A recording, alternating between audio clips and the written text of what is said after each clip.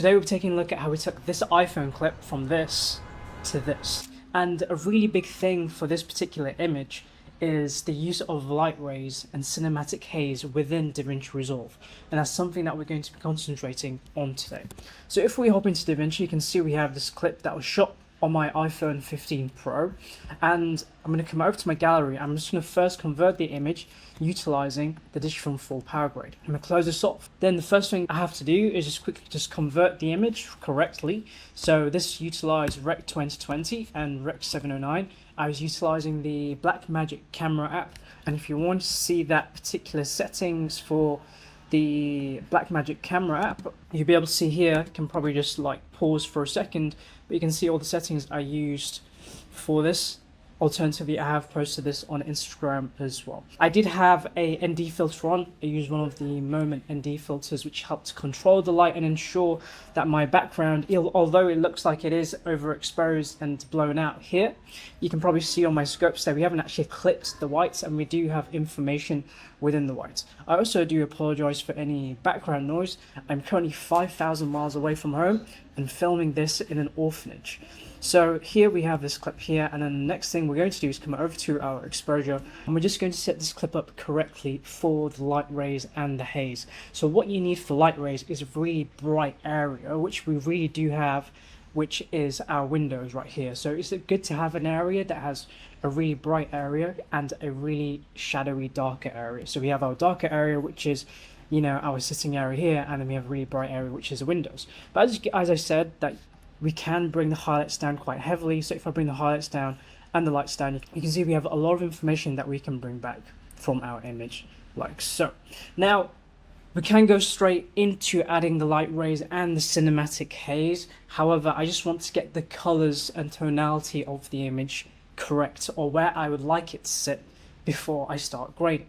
So what I'm going to do is I'm going to come over to my look table, turn this on, go to show compound node, and within Digital 4 there's over 20 different looks that you can play around with, and you can kind of choose what type of look will work best for what you want to go for. For this look, I actually really like the Finch look. I'm going to apply this. It looks very dark, but what we do have is a really bright area, well, a brighter area, which we have, I'm using my fingers, I use my mouse, on the windows, and we have a really darker area, which is the rest of the image down here. We can bring this up in a bit, but you'll see when we add cinematic haze, it actually lifts the image quite a lot, so we don't need to actually lift the image too much. So I'm just going to leave the Finch look node on. I'm just going to delete all of these other nodes because Digital 4 utilizes 150 different nodes, and what I realized is that the more nodes you have in your node tree, the slower DaVinci performs. So we got that done, and we have this look right here.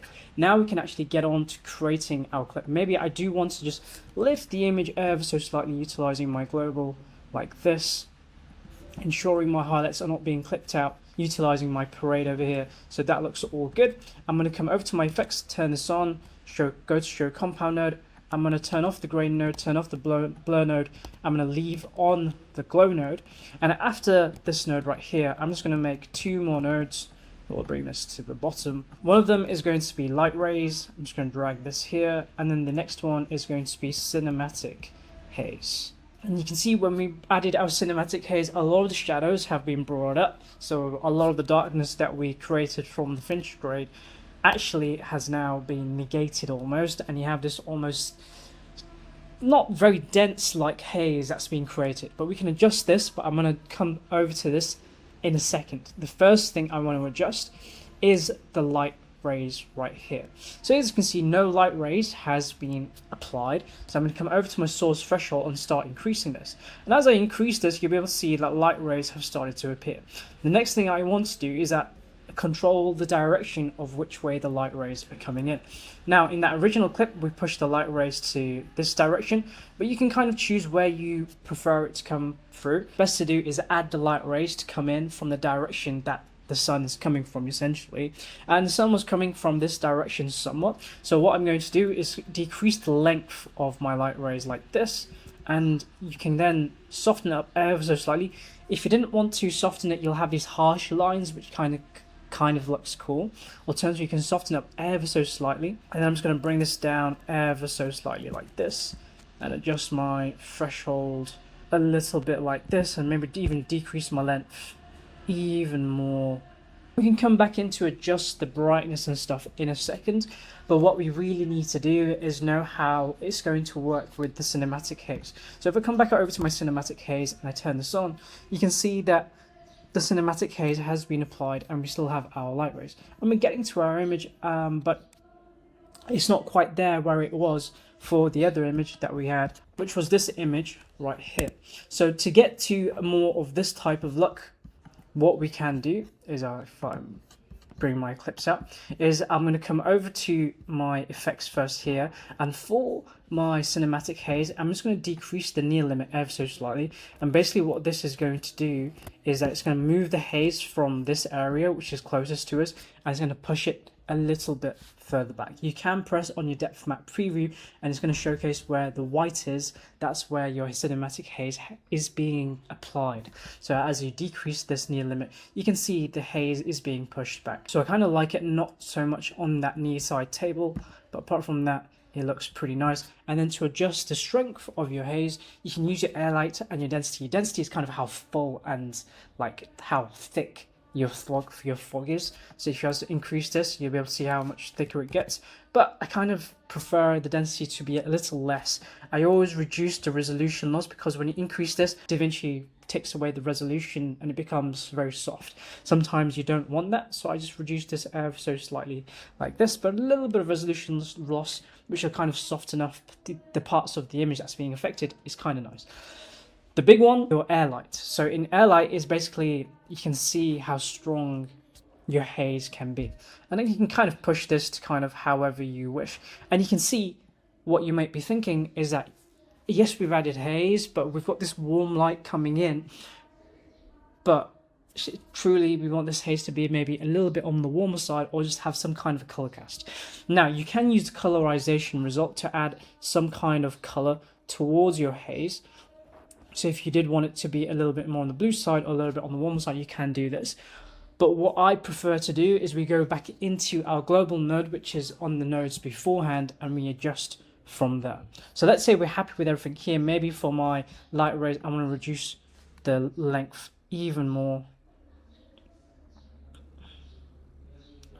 Like so, and just to increase my threshold a little bit. You can go as crazy as you'd like with this, but I'm happy with this.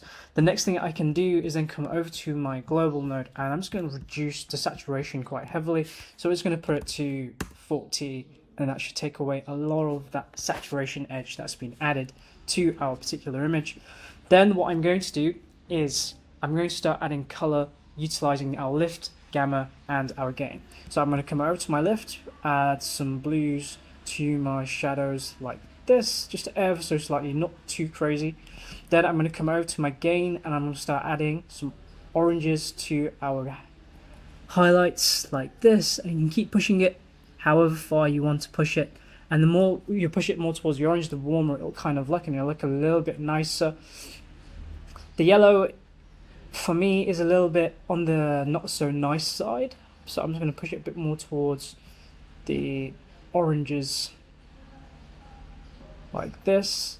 And this probably won't be a replica of the previous grade. The same premises kind of still occurs. So this is looking pretty good, like here. That's okay. Maybe I want to add a little bit of contrast to my image, so we can add contrast here like so. And then maybe in my global, I want to bring down my shadows ever so slightly.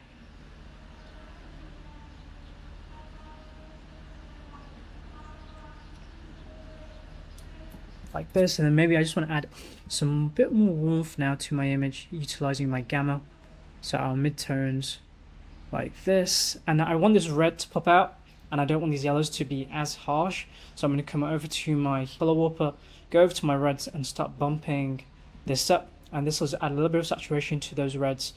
And I'm going to bring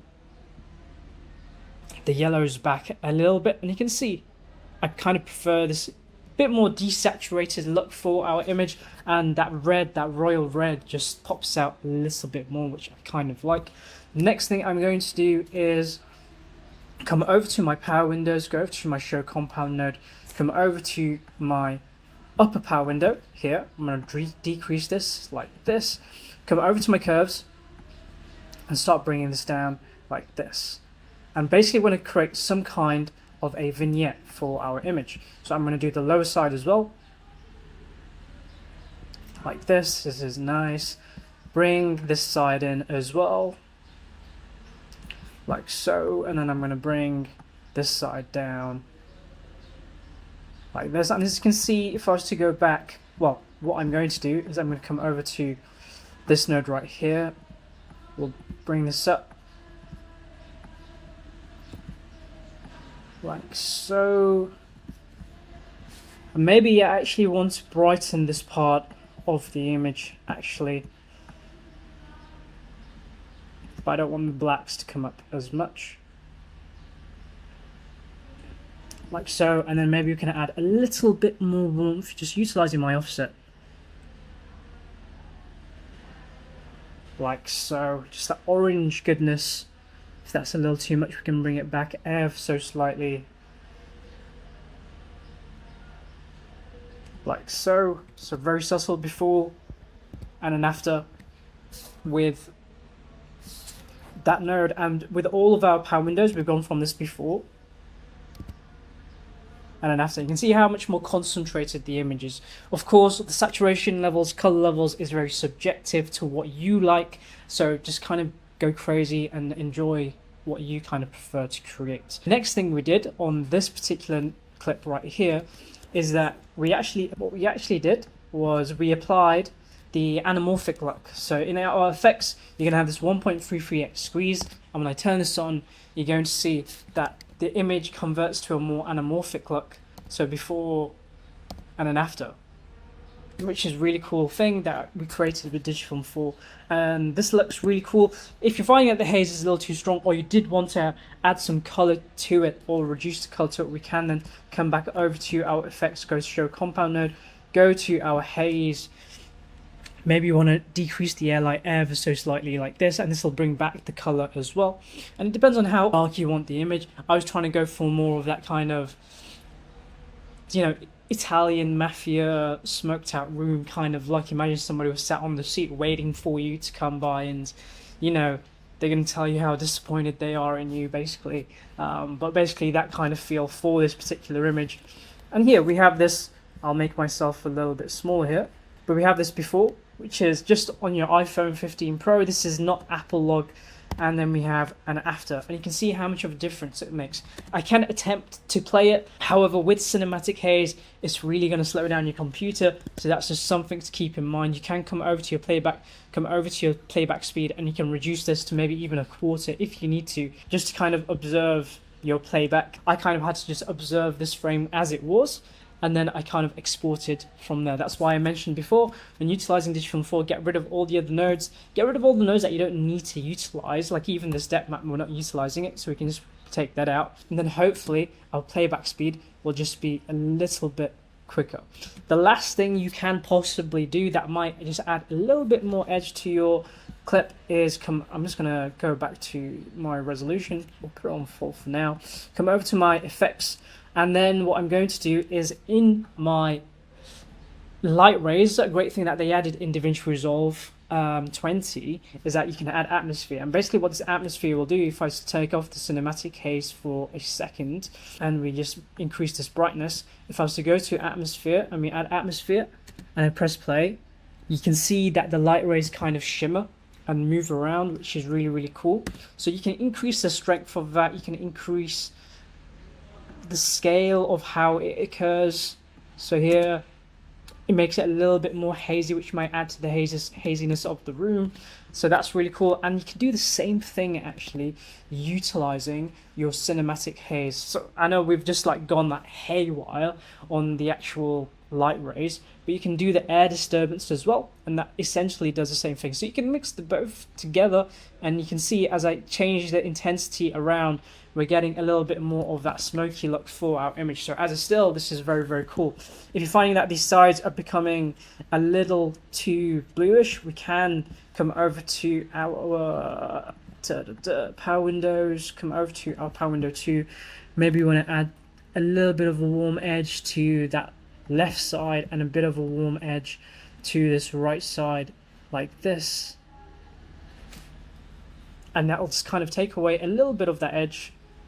And we've gone crazy with the colors. It's looking a little bit more like Lion King now, but hopefully you've been able to see that utilizing light rays, so if I just press Command Z as we go back to what we did, utilizing our light rays, utilizing haze, what we can really do is just really transform iPhone footage from something that's just very mundane, just a literal normal living room, to something a lot more interesting, especially if you're trying to create something a little bit more dramatic for your imagery. So I think this is really cool, and I hope you found this helpful in creating your own. You don't have to use Digifilm 4, by the way, but if you did want to utilize Digifilm 4, I'll leave a link to it in the description below.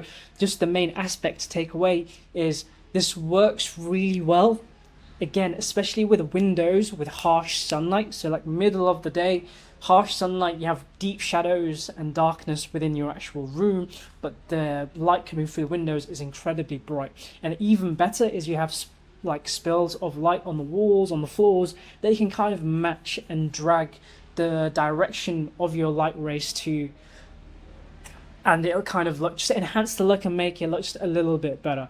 Light rays right now is trending quite heavily on Instagram, so I thought I'd make a tutorial on light rays for you. If you did like this video, please do like and subscribe, and if you'd like to see any other type of videos, just leave a comment below and I'll try and make a tutorial for you. Thank you.